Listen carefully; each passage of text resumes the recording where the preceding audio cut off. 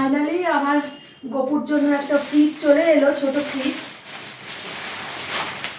Delivery দিয়ে গেছে, একটু আগেই দিয়ে গেছে, আমার আর খোলার সময় হয়নি।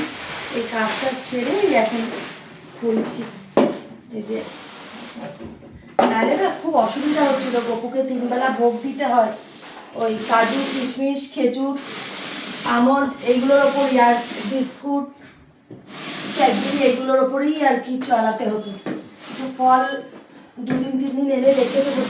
বাজার যদিও খুব দূরে না, কিন্তু এখনো কানেকশনও দেওয়া হয়নি।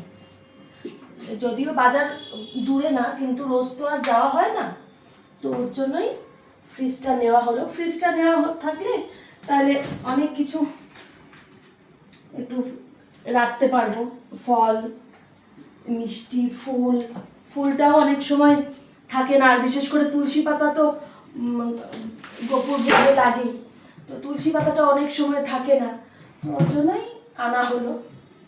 যে এই যে একটা হায়ারের নিয়েছি, একটু বড়ই নিয়েছি, মানে বড় মানে একদম ছোট হয় তার থেকে ওইটা নিলাম না, তার থেকে একটু আর কি বড়, এটা 100 লিটারের।